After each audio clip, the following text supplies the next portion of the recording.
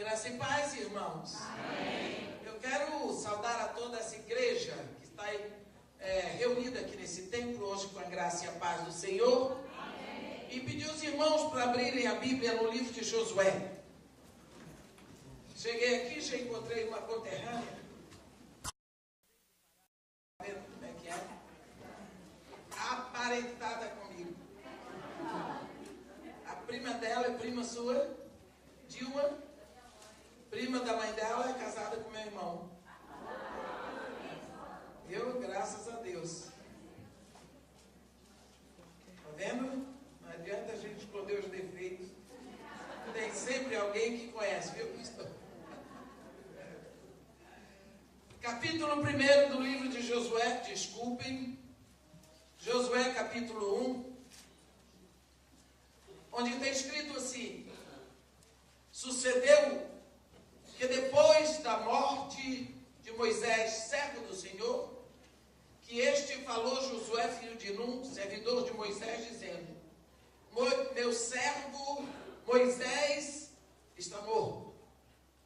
Dispõe-te agora, passa esse Jordão, tu e todo este povo, a terra que eu dou aos filhos de Israel. Todo lugar que pisar a planta do teu pé, eu te tenho dado, como eu prometi a Moisés. Desde o deserto e o Líbano até o grande rio, o rio Eufrates, toda a terra dos heteus, até ao mar grande para o poente do sol, será o teu limite. Ninguém poderá te resistir todos os dias da tua vida. Como fui com Moisés, assim serei contigo. Não te deixarei, nem te desampararei. Ser forte e corajoso, porque tu farás este povo herdar a terra que sob juramento prometi dar a seus pais. Então somente ser forte e muito corajoso, para teres cuidado de fazer segundo toda a lei que o meu servo Moisés te ordenou. Dela não te desvies, nem para a direita, nem para a esquerda, para que sejas bem-sucedido por onde quer que andares. Não cesses de falar desse livro da lei.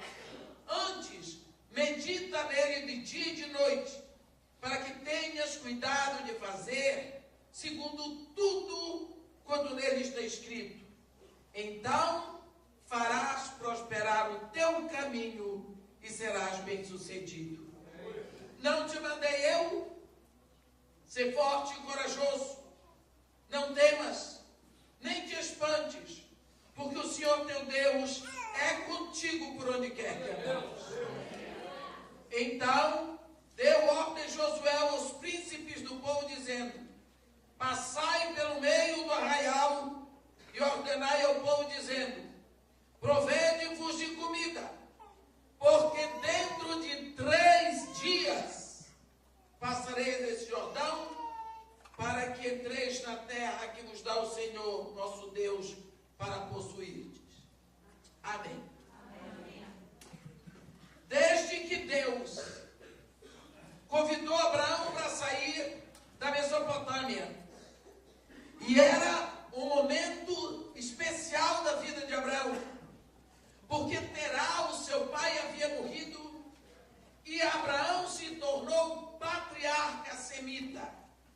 Então era um momento de muita glória para Abraão, um momento especial, um momento que todo homem espera. Eu agora sou patriarca de Sem.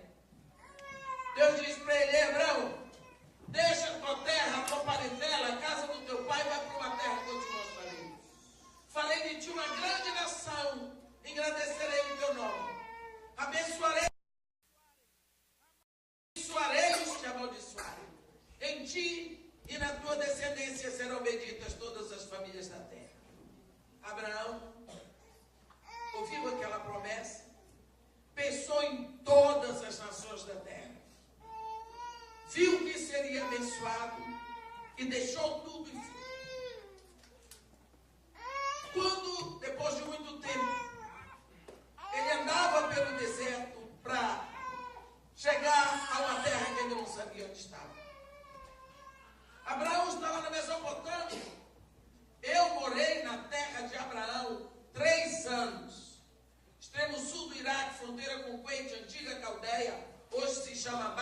morei lá 3 anos e 6 meses no Kuwait. De lá nós tomávamos um avião para Bagdade, 1h10. Depois pegávamos outro avião, 1h20, para chegarmos no Egito. Abraão saiu a pé, atravessou todo o deserto de Abadão, não sei quanto tempo este homem passou. Mas uma coisa eu sei, ele não era doido. Parecia doido, porque todo mundo que vive na fé é meio louco para o mundo. Não é não? Deus só lida com louco. Se não for louco, não anda com Deus. Você acha que uma pessoa que vai enfrentar um gigante com 5 pedrinhas na mão é bom da cabeça? Davi foi. Você acha que o homem que estende a mão sobre o mar do pasto e abriu é bom da cuca? Moisés fez. Você acha que o homem que bate na pedra para sair água é bom da cabeça? Não. Mas é com esse tipo de gente que Deus lida. Se você não enlouquecer para olhar que para você não é possível o que para Deus é, você não entra na bênção. Agora Abraão diz: eu vou. Como? Deus não disse para onde. Ele disse: vai para uma terra que eu te mostrarei. Sai do que tu sabes, sai do que tu conheces e vai para aquilo que tu não sabes e não conheces. Eu estou mandando. Quer entrar na bênção? Vai. Deixou uma escolha para Abraão. Abraão foi. Como é que ele foi?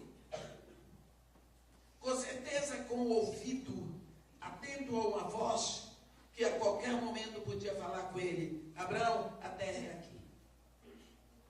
Ele aprendeu a direcionar a atenção interior dele para uma voz que podia falar.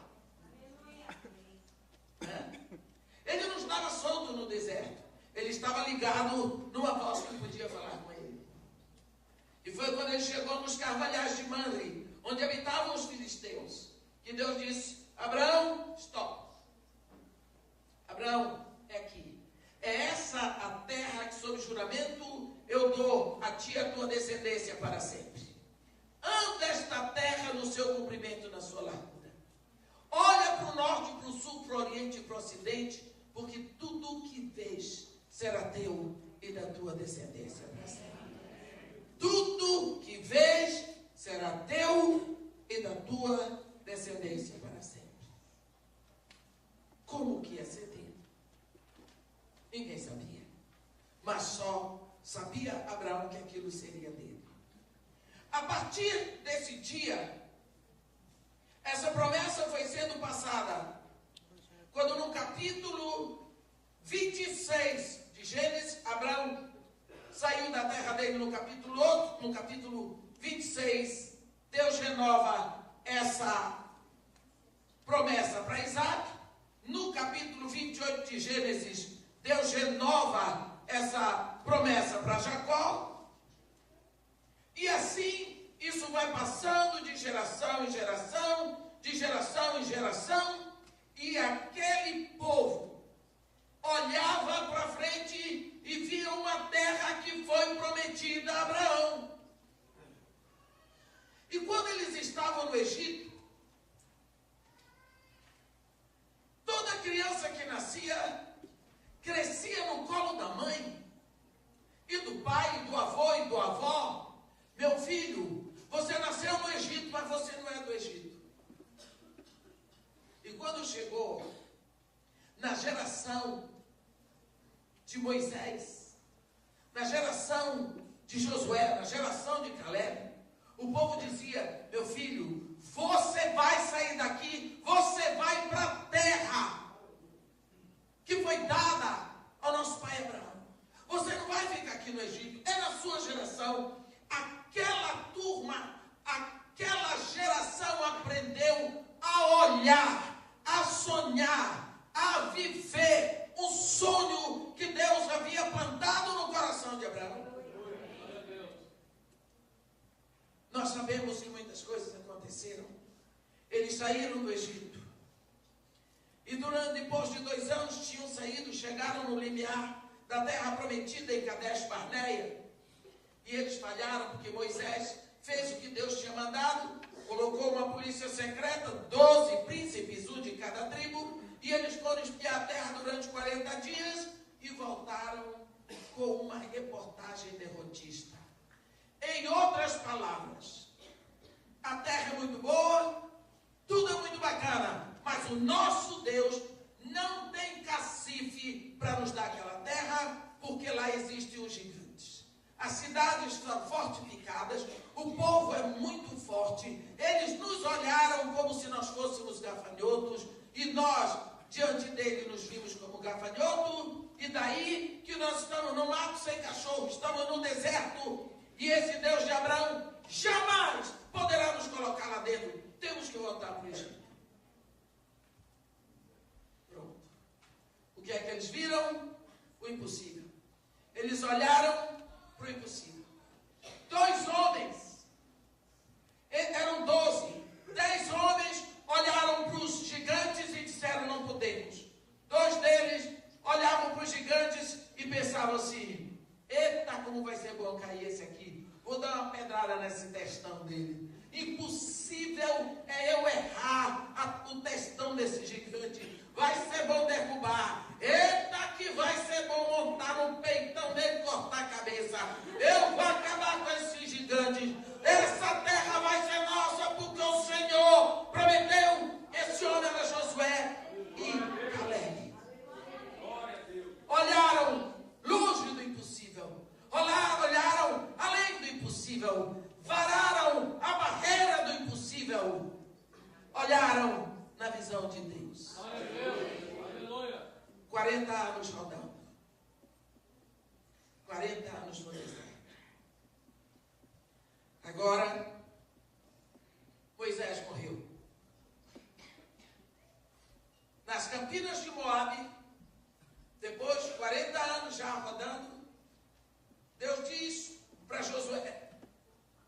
Haviam 30 dias que Deus tinha dito para Moisés: Moisés, sobe em mim aqui ao Monte Nebo e Pisga.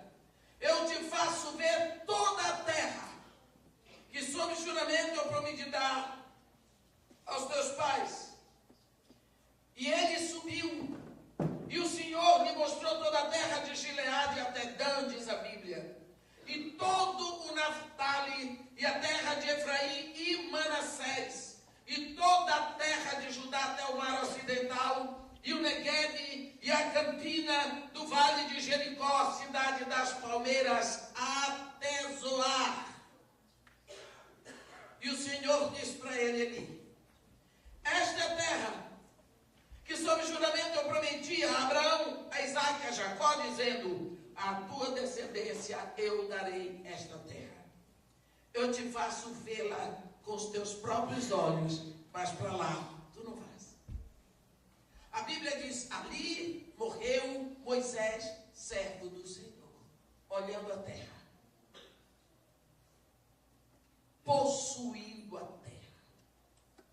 Mas como é que Moisés possuiu-se e não entrou? Possuir não é pisar. Possuir é contar por certo, porque se conhece aquele que prometeu. Né? Agora, a Bíblia diz que os filhos de Israel ficaram 30 dias nas campinas de Moabe, pranteando Moisés. 30 dias é muita coisa. 30 dias para chorar uma morte. Não é? 30 dias. Agora, Deus vem lá para aquela nação e diz para Josué: meu servo Moisés está morto. Morto. Você entendeu? Morto. Morto é morto. Vai ficar aí. Dispõe-te. Atravessa este Jordão com Israel.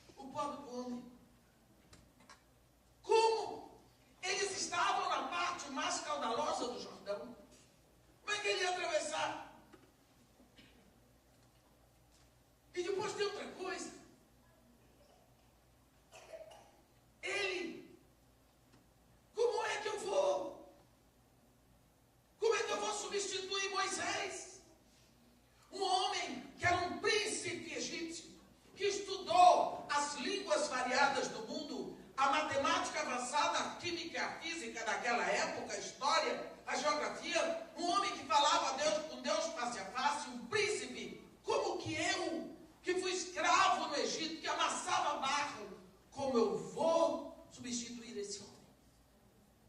E Deus diz para ele: olha, não temas, não te espantes, como eu fui com Moisés, serei contigo.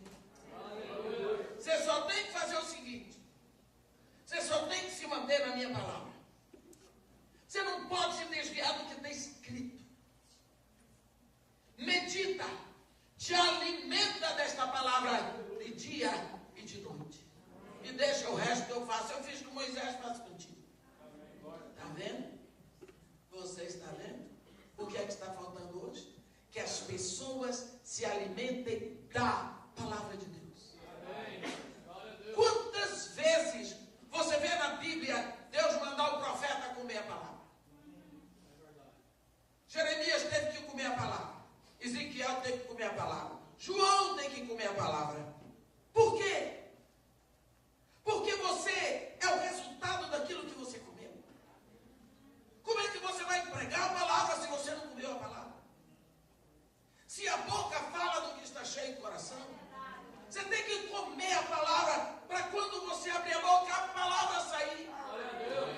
Porque a palavra de Deus que vai fazer diferença, não é a minha, mas é a palavra de Deus, porque o Espírito Santo se incumbe da palavra de Deus e não da palavra do homem. A Bíblia diz no Salmo 103 que os anjos obedecem à palavra do profeta, não à palavra de Deus. Então, quando eu abro a minha boca, eu prego o que Deus diz, então, aí o Espírito Santo vai botando nos corações. Agora, Josué está ali. Levanta-se Josué e diz assim: olha, passem pelo meio do povo. Não havia microfone. Ordenem, olha a ordem, provede-vos de comida, porque dentro de 3 dias passareis este Jordão, para que entreis na terra que vos dá o Senhor vosso Deus para possuir. Você pode imaginar o que foi que aconteceu ali, depois dessa ordem? Louco! Alucinado! Onde já se viu? Ele ficou louco, esse Josué, só porque Moisés morreu. Olha, aquela população que estava ali era uma população jovem. Todos tinham nascido no deserto, menos Josué e Caleb. E Josué e Caleb eram os únicos que estavam vivos e que já tinham estado na terra prometida. Nem Moisés jamais botou os pés em Canaã. O ministério de Moisés foi do Egito até Moabe. Foi um ministério no deserto. Agora, o povo diz: cadê? Cadê Moisés? Aquele povo tinha nascido e crescido olhando Moisés todos os dias. O homem que falava com Deus face a face. Cadê Moisés? Agora havia um ex-escravo egípcio para querer atravessar o Jordão.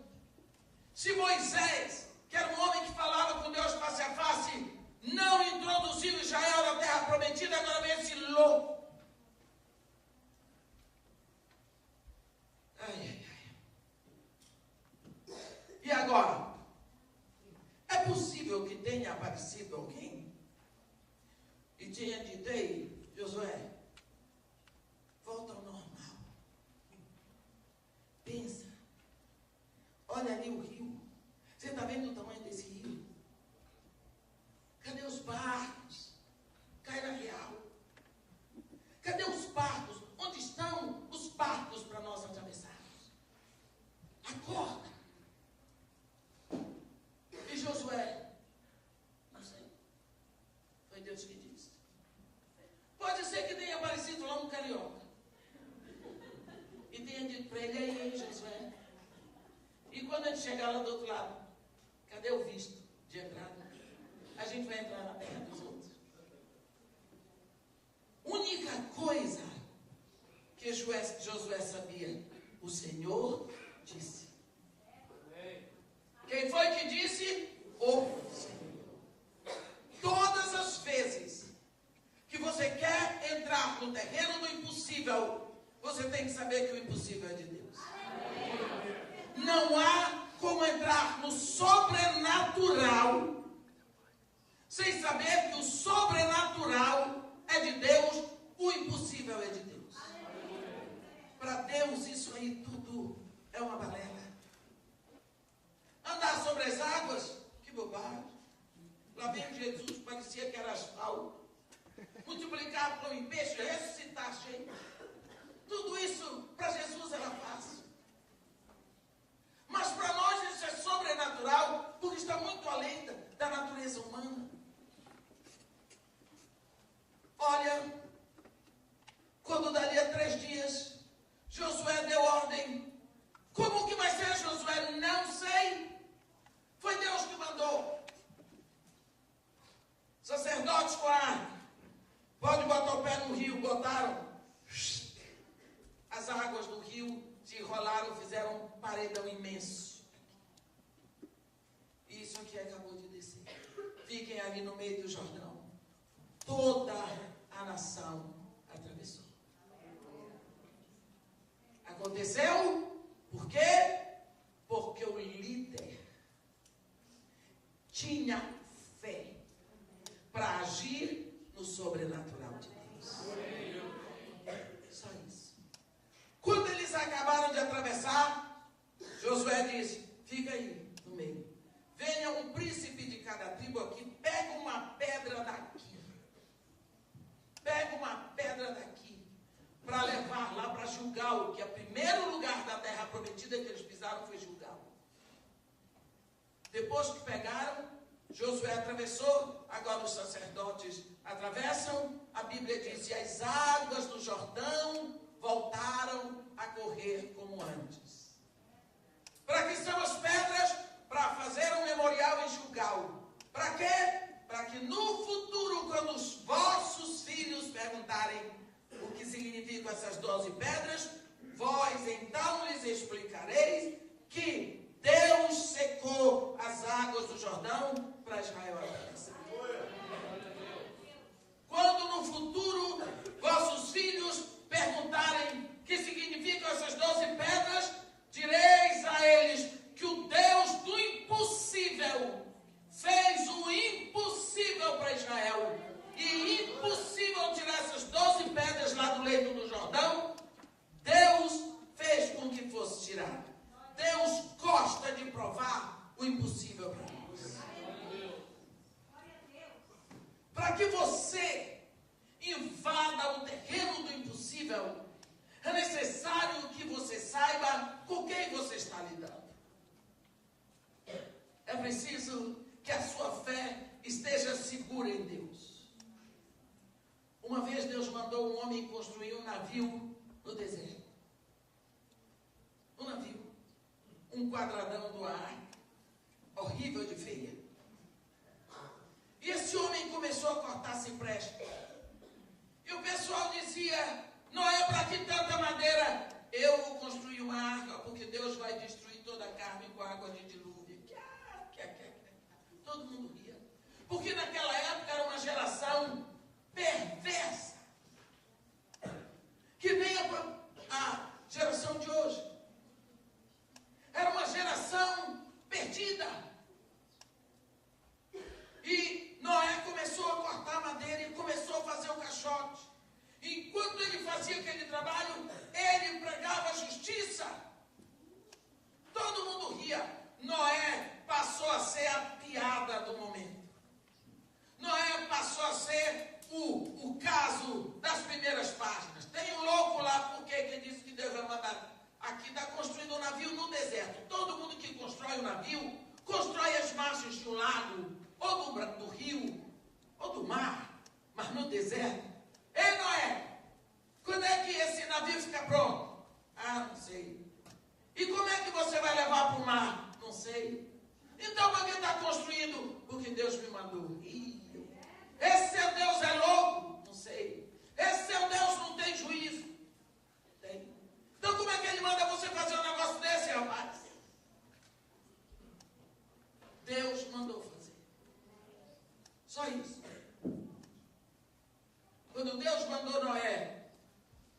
entrar na arca, que abriram-se as comportas da terra e Deus abriu as comportas do céu. Ficou provado que Deus trouxe a água ali. Não precisou levar a arca para lá. Às vezes eu estou meditando nessa palavra, parece que eu vejo as pessoas se aglomerando em volta da arca e esmurrando para ver se podiam entrar. Deus fez o impossível porque havia um homem que tinha fé no Deus que faz as coisas acontecerem. No Deus que ultrapassa os limites do homem. Havia um homem em Israel, um homem piedoso. A Bíblia diz que ele era piedoso. Essa história porque eu não vou mandar ler tudo, senão a gente não vai sair daqui hoje. Está lá em Lucas 2. E ele era um homem conhecido no templo. Não é? Um homem chamado Simeão. A Bíblia diz que ele era um homem justo e piedoso e esperava pela consolação de Israel. E o Espírito de Deus estava sobre ele. E um dia, Deus, pelo Espírito Santo, disse para ele: olha, Simeão, você não vai morrer sem que você veja o Cristo do Senhor. Você sabe como é crente? Crente tem língua grande. Crente não guarda segredo. E quando a notícia é boa, então ele se gaba. Simeão espalhou. Eu não sei, ninguém sabe a idade que Simeão tinha quando recebeu esta palavra. O fato é que ele ficou falando. Você imagina como estava o coração desse homem? Você imagina o que significava essa notícia para Simeão? E aí, o pessoal começou a perguntar: e aí, Simeão, você já viu o Cristo do Senhor? Não. Então você não vai morrer agora, rapaz? Não.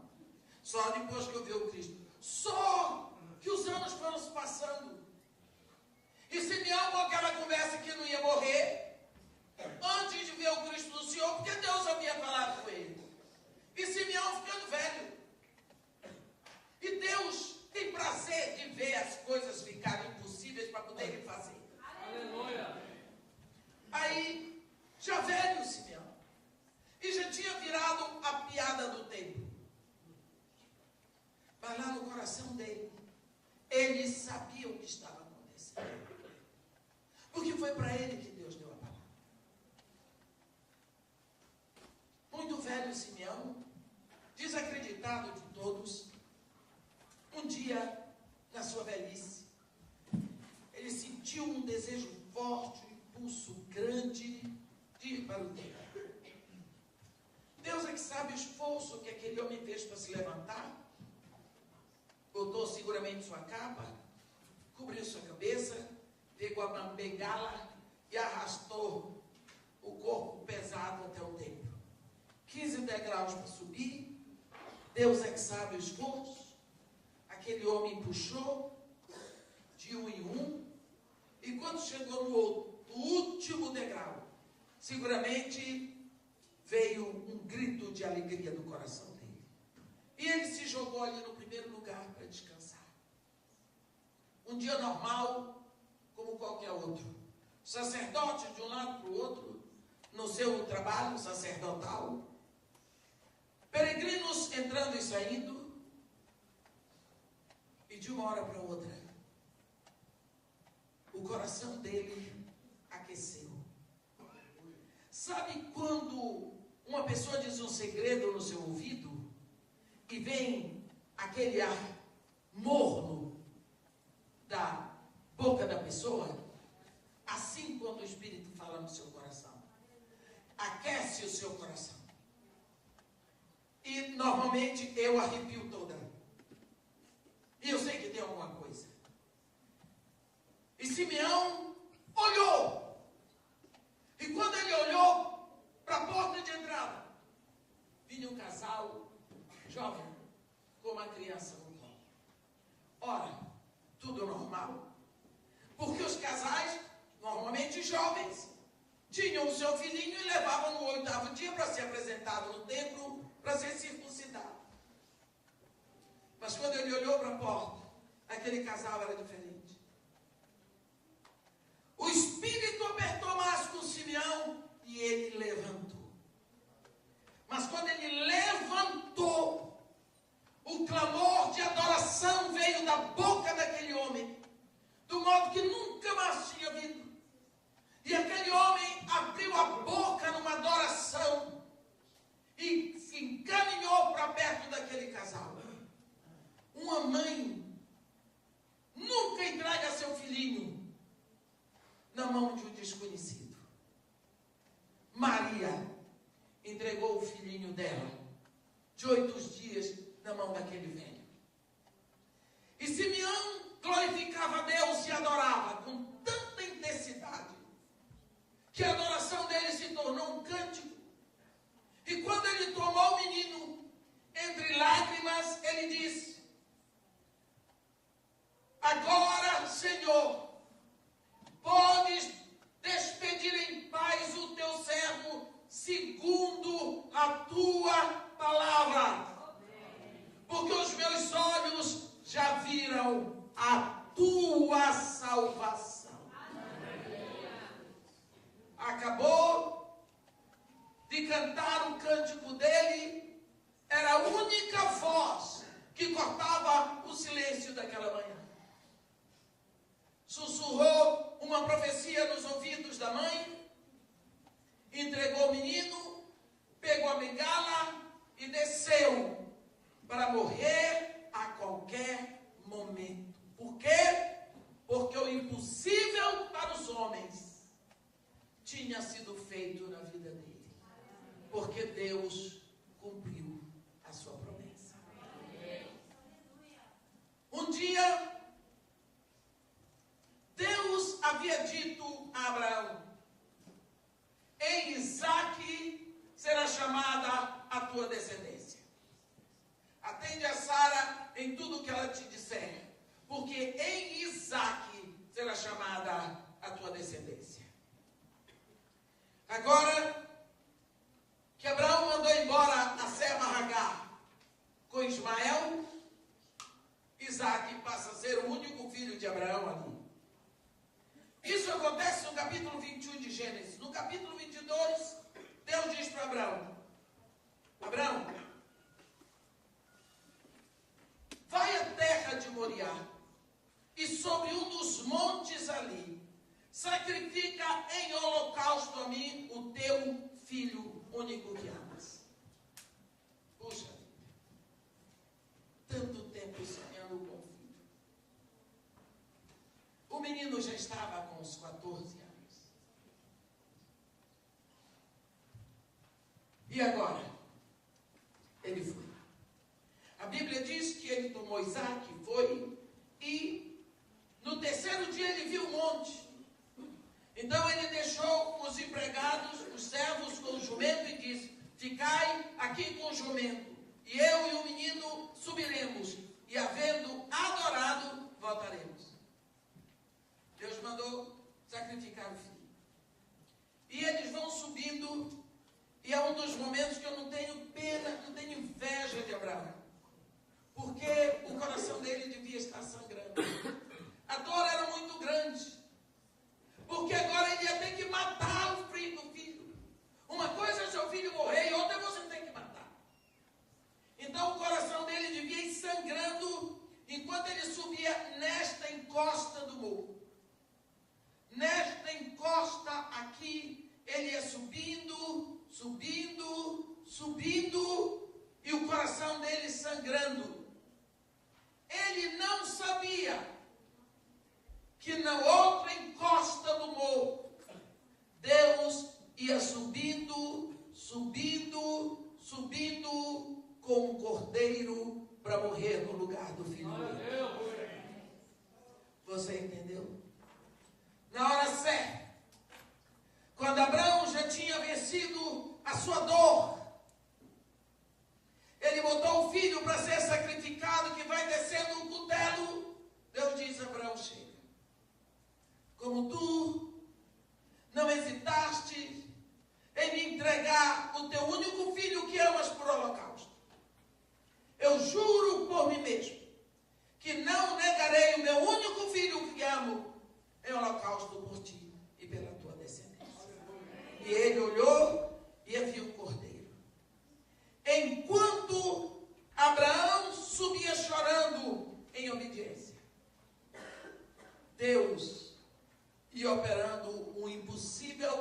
e a misericórdia é a solução, ia indo e subindo no mesmo passo.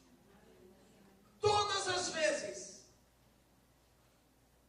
que o impossível de Deus está para acontecer, você pode ter certeza que Ele está progredindo de acordo com a sua luta. O papel de Satanás, o papel da nossa carnalidade, o papel do mundo é mostrar o impossível. O papel do Filho de Deus é confiar naquele que prometeu. Deus, se na subida você perguntasse para Abraão: Abraão, você conhece o seu Deus? Quem é o seu Deus? Ele ia dizer: o meu Deus é fiel. Tudo que Ele prometeu, Ele vai cumprir. Ele me disse que é em Isaque que será chamada a minha descendência. Eu posso matar Isaque 1000 vezes, Ele não deixará Isaque na morte. Pronto. Abraão nunca tinha visto ninguém ressuscitar, mas ele apenas cria no impossível. Eu vou matar o meu filho, mas na morte ele não fica, porque Deus já me disse. Para que você possa obter o impossível, chegar no impossível, vencer a barreira que lhe separa do impossível, é necessário que você saiba em quem você crê. Quantas vezes nós estamos na igreja há tanto tempo e nós não conhecemos o Deus a quem servimos? Porque para você conhecer a Deus, você precisa gastar tempo com Ele. Ninguém consegue conhecer outra pessoa se não gastar tempo. Você quer conhecer a Deus sem gastar tempo? Se você não gastar tempo com Deus, você não conhece Deus, você não pode nem adorar. Você fica igual aqueles atenienses do capítulo 17 de Atos, que adoravam o Deus desconhecido. Um dia, Jesus Cristo chegou numa cidade da Samaria chamada Sicar. E lá havia um poço e ele resolveu ficar ali no poço enquanto os seus discípulos foram para a cidade fazer as compras. Nisso desce uma mulher samaritana com o cântaro dela. Eu acho, sempre tenho a impressão que essa mulher era muito bonita. Porque para ter tanto marido, não podia ser um tribufu, né? E o jeito dela, assim, solto, descontraído, ela devia ser muito charmosa, carismática, assim que nem eu. Eu tenho que dizer, ninguém diz, eu tenho que falar. Mas agora, ele estava lá, desce essa mulher com o canto. E Jesus, eu acho tão lindo esse momento, ele diz para ela: senhora, porque essa expressão mulher, naquela época era senhora, dá-me de beber um pouco da tua água. E foi só Jesus dizer isso e a mulher, como é, hein? Que sendo tu judeu, tu vens pedir água a mim, que sou mulher, e, para piorar, mulher samaritana, hein, judeu? Porque naquela época, um homem não se dirigia a uma mulher, estando ela sozinha.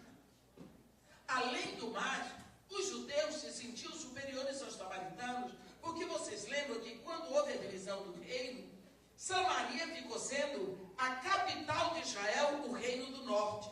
E Jerusalém ficou sendo a capital do reino do sul, de Judá, que era nas montanhas. Então, porque Samaria era aqui embaixo, foi muitas vezes invadida por outros povos, e o povo se misturou com outros povos. Eles daqui de Samaria ficaram os judeus misturados, tipo vira-lata.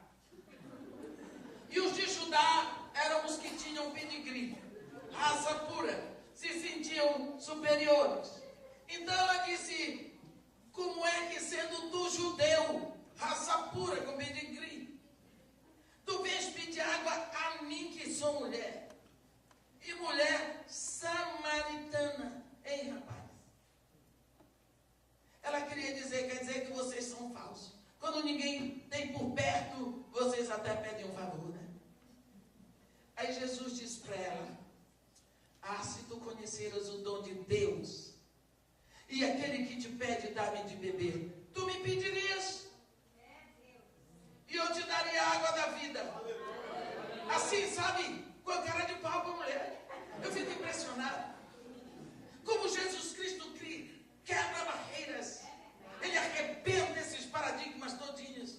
A mulher não duvidou. A mulher disse, pessoa, ele é doido. Como é que ele pode me dar água? Ele está me pedindo água. Quer me fazer ficar louco. Mas vou dar um jeito nele. Ei, judeu, tu não tens com que tirar água do poço. Entendeu? E o poço é fundo, você entende? O poço é fundo. E agora? E Jesus: quem beber desta água tornará a ter sede. Mas quem beber da água que eu tenho para lhe dar, nunca mais terá sede. Pelo contrário, a água que eu lhe der formará nele uma fonte a jorrar para a vida eterna. Palavra de Deus. A conversa está crescendo. A mulher pensou, com esse não tem jeito, ele é doido todinho. Mas a ficha dele vai cair, quer ver? Então tá bom, me dá aí dessa tua água, vamos embora. Que assim já bebo eu, não vem mais do que vai, me dá, vamos embora. E agora? Ele disse, eu dou sim, mas vai chamar o teu marido. Não tenho marido, ele disse, isto tu disseste com verdade, não tenho marido, porque 5 tu já tiveste, esse com que vives ainda não é teu marido, a mulher. Ai, eu vejo que tu és profeta. Qual é o lugar da adoração?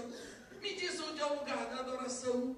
Os nossos pais adoram nesse monte, mas vocês, os judeus, dizem que é em Jerusalém que se deve adorar. Onde é? Onde é? Onde é o lugar da adoração? Você viu, meu irmão, o que aconteceu? Existia uma discussão entre judeus e samaritanos sobre o lugar da adoração. Os judeus diziam que era em Jerusalém, os samaritanos diziam que era no Monte Gerizim. E quando ela disse isso para ele disse, mulher, não é onde adorar, é como adorar. Não é no monte, nem é em Jerusalém, é em espírito e em verdade. Vocês adoram o que não conhecem. Nós adoramos o que conhecemos, porque a salvação vem dos judeus. Olhe bem, vocês adoram o que não conhecem. Como se pode adorar sem conhecer? Preste atenção. Aquela mulher queria saber o lugar da adoração, para ela ir lá e fazer a festa dela. Oh, por que isso? Porque saía de lá, continuava no adultério dela. Olha, uma mulher daquela época que já estava no 6º marido. E outra coisa, preste atenção à conversa que ela disse para Jesus. Ele disse para ela, 5 maridos tu já tiveste, e este com quem vives ainda não é teu marido. Mas a mulher já tinha dito para ele, não tem marido. Quer dizer, ela já estava pensando no 7º. Não se sabe onde aquela mulher ia parar. Perigosa, mas queria adorar. Por quê? Ela queria uma adoração localizada. Tem pessoas que querem um objeto de adoração para ir lá e adorar. Fabricam um Deus possível para eles. Fazem uma caricatura do Deus que preferem. E vão adorar a caricatura que criaram, ainda que o Deus verdadeiro não se agrade daquilo. Mas eu estou adorando o meu Deus, o seu mesmo, porque o Deus que enviou Jesus Cristo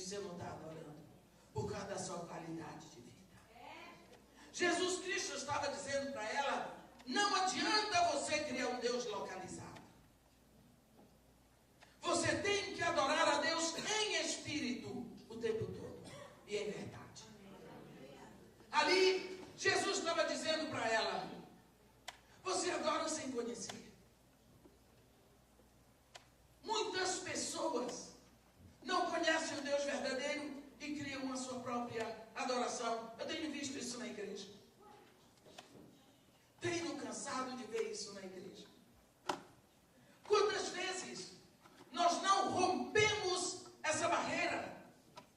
Porque nós olhamos tudo o que é impossível. Mas nós precisamos entrar nessa dimensão do que o Deus que fez todas as coisas, Ele fez todas as coisas pela sua própria mão e pela sua palavra. E Ele não precisa da ajuda de ninguém. Quantas vezes nós queremos ensinar a Deus como se faz as coisas? Ou queremos que Deus faça a nossa vontade como se Deus fosse nosso servo? Deus não existe para fazer a minha vontade ou a sua. Eu é que existo para fazer a vontade de Deus. Deus não é nosso servo. Eu é que sou servo de Deus. É preciso que quando Deus manda, eu obedeça. Porque não é da minha conta. Deus mandou Abraão sacrificar o filho. E não teve que dar explicações. Na hora, ele foi lá e livrou Abraão de ter que sacrificar o filho. Mas Abraão andou em fé até a hora necessária. Quando nós falamos de impossível, nós falamos de sobrenaturalidade. E quantas vezes nós falamos disso achando que Deus está interessado em fazer coisas que nos surpreendam? Deus não está. Nós, quando pensamos em milagres, nós pensamos abrir o mar vermelho, andar sobre as águas. Eu não sei porque aqui nós temos essa mania. Jesus Cristo atravessou tantas vezes o mar de Tiberíades. Uma vez ele andou sobre as águas. Pronto, isso aí valeu para nós como regra.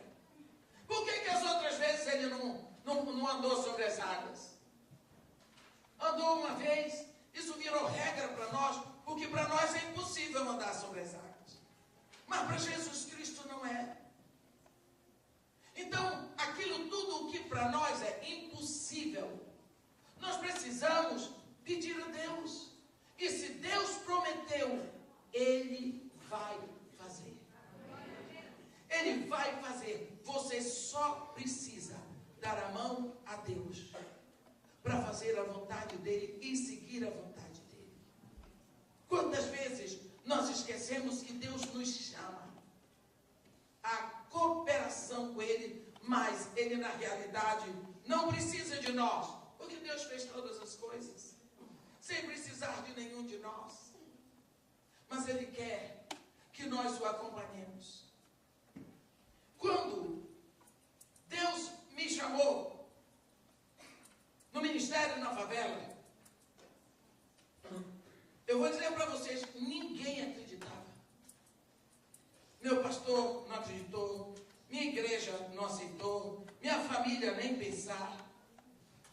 Nem pensar. Eu tenho duas famílias, uma branca e uma preta. Porque meu pai era negro, veio da Guiana Inglesa, tinha esposa, tinha filhos, e caiu em adultério com uma mulher branca, que também já tinha 2 filhos.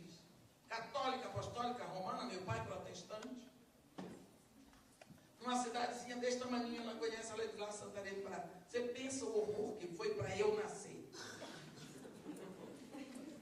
Ninguém queria que eu nascesse. Quem é que queria que eu nascesse? A esposa do meu pai não queria que o marido arranjasse filho lá na rua.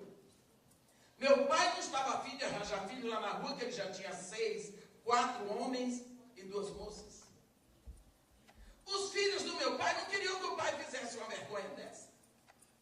Minha mãe não queria que ninguém soubesse que ela andava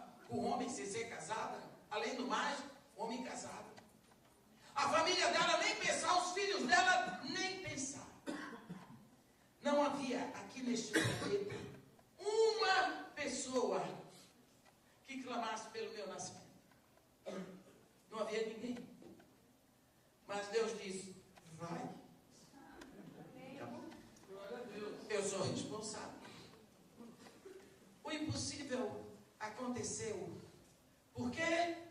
Porque no meio dessa parafernália havia uma mulher de fé. Uma mulher cristã. Uma mulher que se movia na direção de Deus, minha madrasta, a esposa do meu pai. Que perdoou o marido. A família dela continuou inteira. Que perdoou a mulher que andou com ele e amou a criança que nasceu. Foi ela que me registrou naquela época. Para um homem registrar um filho que ele arranjou lá na rua, só a mulher dele fazendo, porque ele não podia registrar. Ela fez. Por que é que a coisa deu certo? Porque havia um coração cheio de Jesus Cristo, amém, se movendo numa situação impossível de dar certo. Pronto, estou eu aqui. Há 3 anos passados, minha irmã morreu. Ela conhece a AIDS. Correu lá no Rio. Teve um câncer, passou 45 dias internada. Lá vou eu com meu irmão, meu filho e a minha outra irmã que estava lá para levar o corpo. Depois de 2 dias, estavam meus irmãos todos sentados. Todos são mais velhos do que eu. Eu sou a caçula agora. E eu cheguei e eles estavam assim parados para mim. Eu disse, o que foi que vocês estavam falando? Falando mal de mim. Eu brinco muito. Aí, o meu irmão mais velho me disse, Edi, tu sabes o que nós estávamos falando? O que seria de nós se tu não tivesse nascido? O impossível aconteceu. Por quê? Porque havia um coração que semeou no impossível. A minha madrasta semeou no impossível. Agora, eu nasci e eu estou cuidando dos filhos dela que estão mais velhos. Como que isso aconteceu? Porque havia um coração voltado para o sobrenatural de Deus. O que é o sobrenatural de Deus? É aquilo que só Deus pode fazer. Mas uma vez que Ele prometeu, Ele vai fazer. Se aí entram as promessas de Deus. As promessas de Deus podem ser absolutas e podem ser condicionais. Quando Deus diz assim, se quiseres e me obedeceres, comerás o melhor dessa terra. Aí já não depende só de Deus. Depende da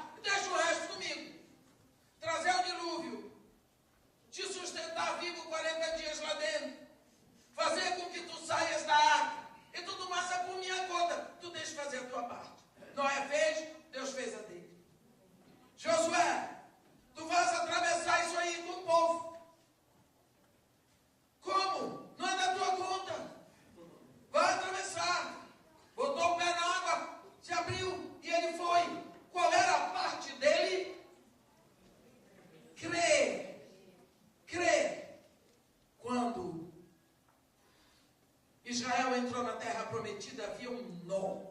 E esse nó se chamava Jericó. A Bíblia diz que Jericó estava fortemente cercada, toda, ninguém saía, ninguém entrava por causa dos filhos de Israel. Aí Deus, com uma facilidade, Ele diz assim: ei, Josué, eu entreguei nas tuas mãos, a Jericó, ao seu rei e aos seus valentes. Só Deus. Essas coisas assustam a gente. Eu canso de dizer, andar com Deus é de susto em susto. É assim que eu vivo. É de susto em susto. Sempre vai acontecer alguma coisa para você dizer, pá, não era por aí, é por aqui. É de susto em susto. E aí, Josué ficou tudo murado. Como é que vai entrar? Ele precisava de uma estratégia. Como é que ele ia entrar? Entreguei nas tuas mãos a Jericó, ao seu rei e aos seus valentes. Parou. Deus disse para ele: faz facas de pederneira e passa a circuncidar todos os homens de Israel. Circuncidou os homens. Aí Deus mandou para ele o divino capitão do exército celestial. Por quê? Porque ele precisava de uma estratégia de guerra. Ele precisava de um estrategista de guerra. Aí vem o anjão lá, com espada desembainhada, e Josué, na campina de Jericó, levantou os olhos, o capitão estava lá. Josué, guerreiro, disse: epa, és tu dos nossos ou dos nossos adversários? Eu sou príncipe do exército celestial e acabo de chegar. Que diz o Senhor? Ó meu Senhor, tira a sandália dos pés do lugar em que pisas essa. Já veio pronto para arrasar. É guerra. Aí Deus vai dar uma estratégia para Josué. Eu entreguei nas tuas mãos a Jericó, ao seu rei, seu valente. Não entregou? Então por que Josué vai ter que batalhar? E a fé? Deus diz para ele: a estratégia é a seguinte: você vai cercar Jericó. Bota os sacerdotes na frente com a trombeta de chifre de carneiro. E você vai cercar com toda a nação. Olha só. Toda noite em silêncio, por fora. Tudo. Quando completou o cerco, volta e vai dormir. Durante 6 dias, no 7º dia, vocês vão cercar 7 vezes. Cercar uma cidade 7 vezes. Que horas esse povo começou a andar? Vai fazer Cooper assim, em volta dos muros da cidade. Cercando. Cada cerco que eles davam, arrebentava uma estrutura lá embaixo. Na 7ª volta, todo mundo para onde está. Quando o sacerdote tocar, todo mundo grita. E quando todo mundo gritar, a muralha cai, vocês entram, arrasem, matem, queimem, façam tudo. Você já viu o grito arrebentar a muralha? Mas com Deus, arrebenta. Por que eles tinham que cercar 7 vezes? Porque eles tinham que pagar um mico. Eles tinham que mostrar: nós vamos fazer dentro do impossível de Deus. Para nós é impossível, mas para Deus é possível. Vamos logo fazer o que Ele mandou. Na 7ª rodada, gritaram, a muralha caiu e eles fizeram um trabalho ali maravilhoso. Fizeram. Por quê? Dentro do impossível. Dentro do impossível. Quando você trabalha dentro do impossível, você está dizendo para Deus: eu não posso, mas o Senhor pode. Eu me lembro de uma vez que eu estava lá no Morro Dona Marta, naquela época eu acho que eu tinha 70 crianças. E a única coisa que eu tinha para o almoço eram 2 quilos de batata e 1 de salsicha. E eu já tinha pensado de tudo. Eu tinha ido a pé para lá para o morro, dinheiro do ônibus, eu tinha que comprar uma lata de extrato de tomate. A situação era muito precária. E eu cheguei lá, meio atrapalhado, com a latinha na mão, extrato de tomate elefante. Ainda era um elefante. E a menina disse: Dona Edmeia, o que é que a gente vai fazer? Eu disse: a comida. Mas só tem 2 quilos de batata e 1 quilo de salsicha. Eu disse: faço que tem. Faço que tem. Mas são 70 crianças. Ele: faço que tem. Você não veio aqui para fazer? Tá bom. E eu orei, mas eu digo para vocês, eu tremia. Eu tremia. Porque você trabalhar numa favela, naquela época cheia de bandido, se a comida não dá, na hora os bandidos entram e eles querem botar a comida deles e dinheiro deles, e se você deixar eles botarem o dinheiro deles, nunca mais se tem autoridade. Porque você fica devendo para ele. Nunca queira dever ao diabo. Aí eu orei e disse: Senhor, eu quero dizer uma coisa para o Senhor. Eu sei que o Senhor é bom, mesmo quando o Senhor não faz as coisas que eu gosto. O Senhor é o Deus que opera milagres. Mesmo quando o Senhor não opera o milagre que eu quero e que o Senhor pode operar, eu quero continuar a servir. Eu quero dizer para o Senhor nesse momento que eu dependo do que o Senhor vai fazer nesse almoço. Eu estou dependendo. Mas eu prefiro depender do Senhor. Hoje o Senhor vai me dizer se quer que eu continue com isso, ou se eu acabe com isso. Está tudo nas suas mãos. Amém. Aí, quando foi na hora de mandar as crianças subirem para comer, a menina disse: eu não vou servir o almoço. Eu disse para ela: sai daqui. Ela já estava chorando. Comecei a servir os pratos. Fui servindo os pratos, servi prato. Todo mundo comeu, minhas crianças repetem comigo, todo mundo comeu, e eu chorava e ninguém sabia por quê. A comida deu para todo mundo que sobrou.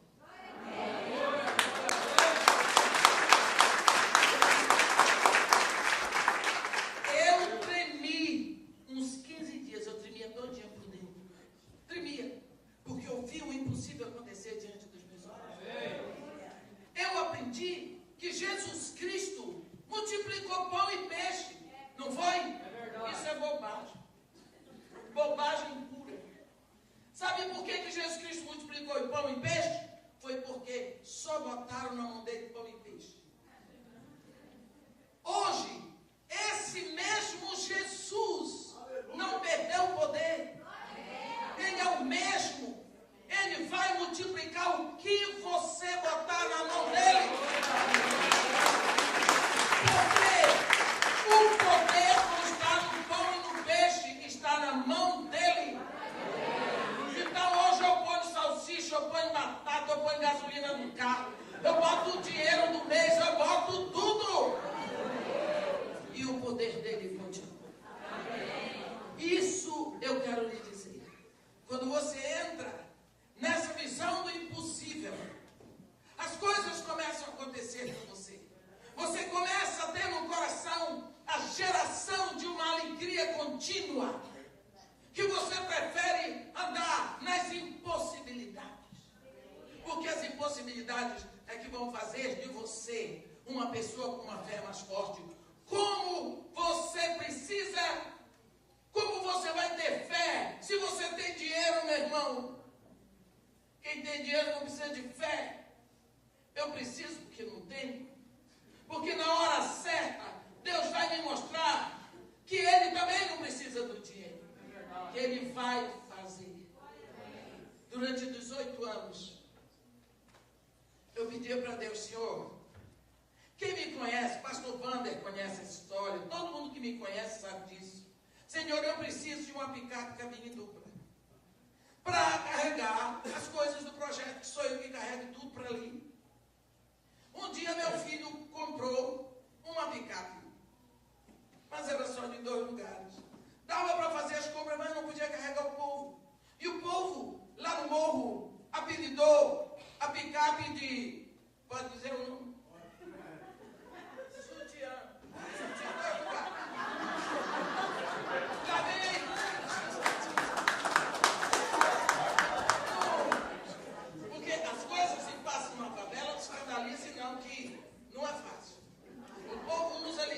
eles. Até para orar, coisa triste. Mas Deus compreende aquele povo. E eu continuei pedindo. 18 anos, mais de uma vez. O lugar que mais tem picado cabine dupla no Brasil é Cuiabá. Eu conto tudo. Aqui eu vinha para os Estados Unidos, chegava e me dava Toscola Alice, não é aquela?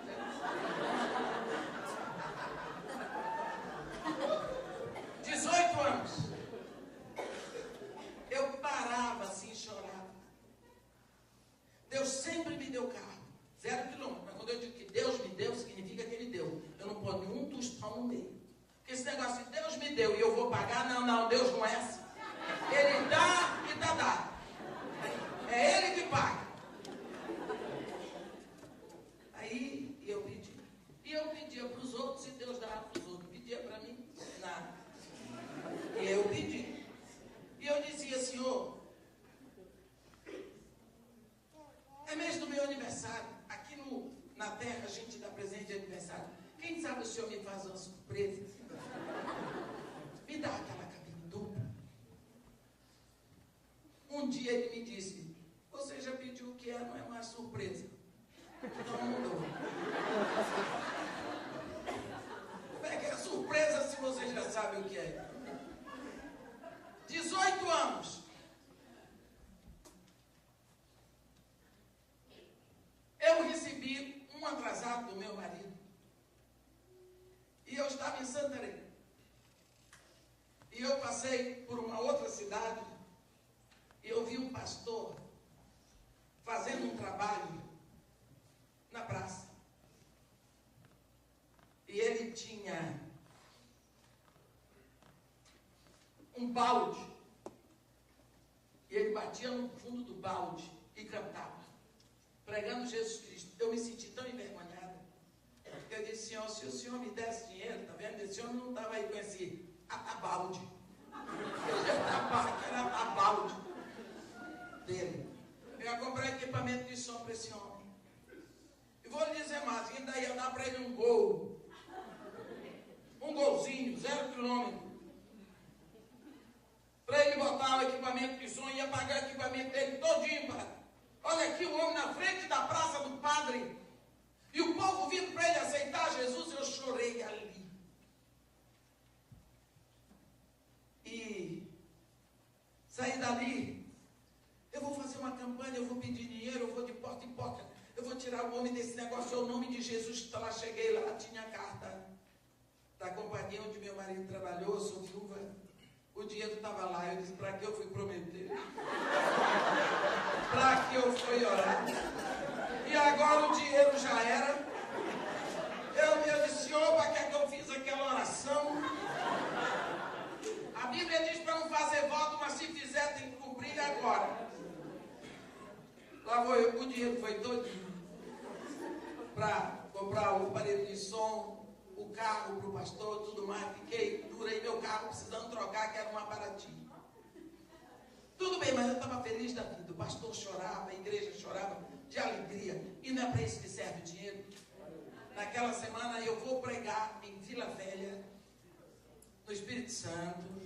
Quem conhece? E pastor tem muito. Quem conhece o pastor Aurélio, marido da pastora Bárbara, de lá de Vila Velha? Ele era da igreja metodista, os dois são médicos. A igreja deles é Manancial. E ele é o líder dos pastores e líderes ali de Vila Velha. Então ele disse, irmã, a senhora vai pregar hoje sexta-feira à noite, sábado de manhã, prega no café da manhã dos pastores, sábado de noite, domingo de manhã, domingo de noite. Segunda-feira a senhora toma um avião, 9 horas da manhã, vai para o Rio. Eu estava com aqui. Tudo bem. Sexta-feira eu preguei. Quando foi sábado de manhã, vamos para o café da manhã dos pastores. Um lugar espetacular. Lindo, lindo, lindo. Um café da manhã de primeiríssimo. Tomamos um café, foi tudo muito bonito. Na hora de eu pregar, eu preguei 2 horas e meia. Eu tenho que prestar atenção, porque senão eu vou embora. Já vou. Aí, quando eu acabei acabei de pregar, o pastor Aurélio, ele é assim um tipo bem bravo. Você olha para a cara dele, quem não conhece pensa, é bravo mesmo. Tem um coração de criança. E ele disse: meus irmãos, eu não vou arremedar o povo. Meus irmãos, nós temos o hábito de pregar sobre oferta nas nossas igrejas e incentivar o nosso povo a ofertar para eles serem abençoados. Todos nós fazemos isso. Isso pesa sobre nós. Então agora, olha o terreno. Existe um terreno mais fértil do que a vida e o ministério dessa mulher? Pois eu quero dizer para vocês, essa mulher tem que sair daqui hoje com a maior oferta que ela já recebeu na vida dela. Eu pensei, misericórdia. Ele não sabia qual era a maior oferta que eu tinha tido. O pastor Simon de Araújo, da missão Praia da Costa, já tinha levado uma vez um cheque de 50 mil, uma vez só, mas graças a Deus. Eu tinha que levar pelo menos 51. Eu disse, misericórdia, o homem não sabe o que está dizendo. Fiquei lá. Ela tem que sair daqui com a maior oferta que ela já recebeu na vida dela. E eu lá, bem quietinha. E aí o homem pregou sobre a oferta. Bonito que tem gente que sabe pregar sobre a oferta. Eu sou um. Enquanto ele pregava, a esposa dele sentada aqui assim, a doutora Bárbara, ela puxava assim na calça dele. Ele estava numa calça jeans. Ela puxava e chorava. Puxava e chorava. Aí ele foi lá e ele fez o microfone assim, doutor. E eu estava sentada ali e ele disse: torto, cuidado. Mãe de Mé, a senhora aceita uma Hilux? Eu disse: o quê? Não quero não. Escuta, aqui, quem não olha no impossível age como eu agi. Não, pastor, eu pensei, eles querem comprar para mim uma picape. E eu já estava pensando numa Ranger que estava 65. A gasolina mesmo, que era mais barata. Para mim, quanto tamanho me interessava. Eu disse: não, pastor, Hilux é um carro muito caro. E além do mais, o seguro dela é muito caro. Ele disse: o seguro está pago. Aí eu não entendi mais nada. Sabe o que foi?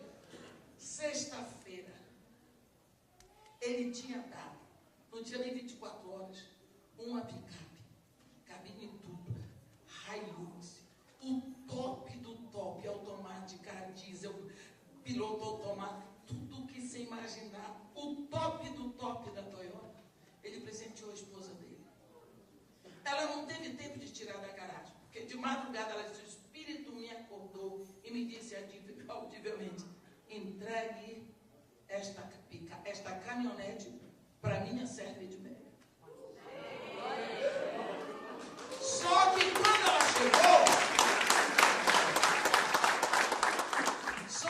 quando ela chegou, o culto tinha começado. Então, ela disse para ele, ela deu um testemunho: eu não sabia, eu não pude vir de avião. Peguei a caminhonete segunda-feira, 6 horas da manhã, fui bater no Rio, 1h da tarde. De lá de Vila Velha. Nunca tinha dirigido um carro automático. Só parei para comer um pastel na estrada. Porque sem pastel também é demais. O que eu quero dizer para vocês, eu dei 53 mil reais. Eu ganhei 157.500.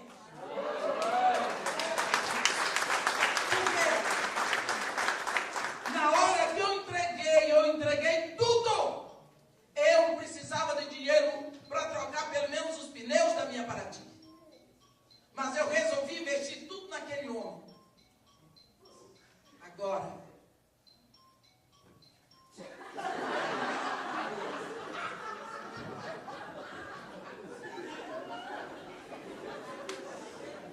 isso é para dizer que está na hora de acabar. Quem é que está chamando esse celular? Deus tenha misericórdia de você. O que eu quero dizer para vocês é que na hora que eu semeei tudo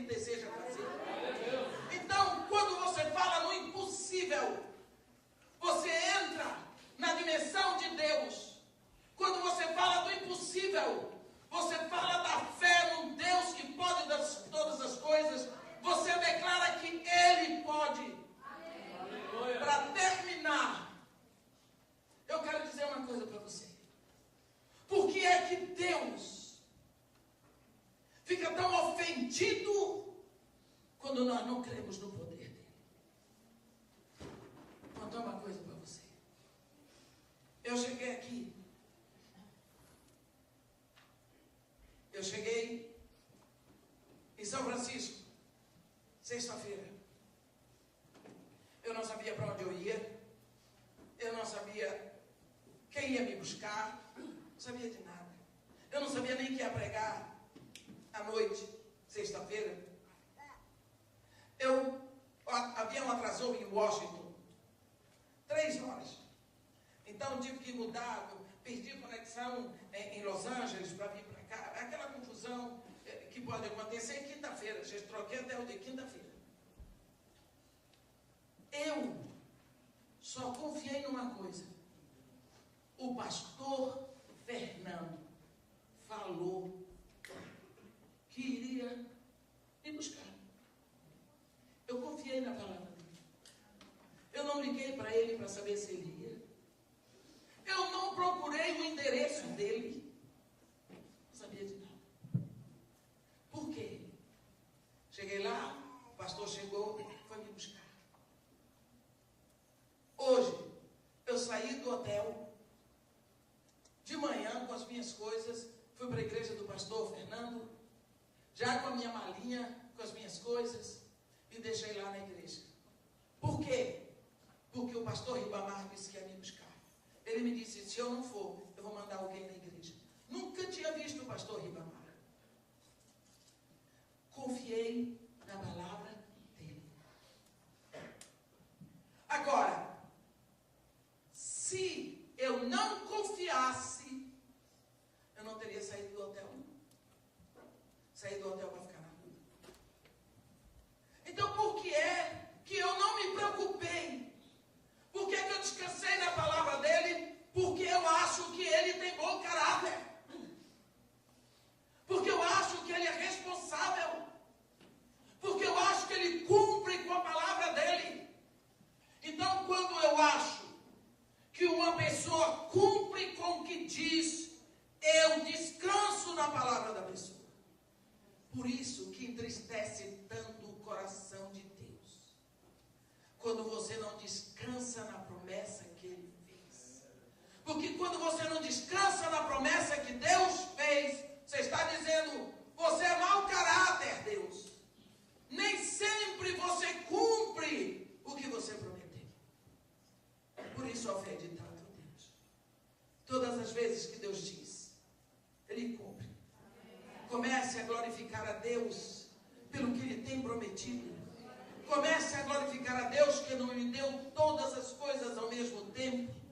Comece a glorificar a Deus porque Deus tem o poder sobre tudo aquilo que para você parece impossível.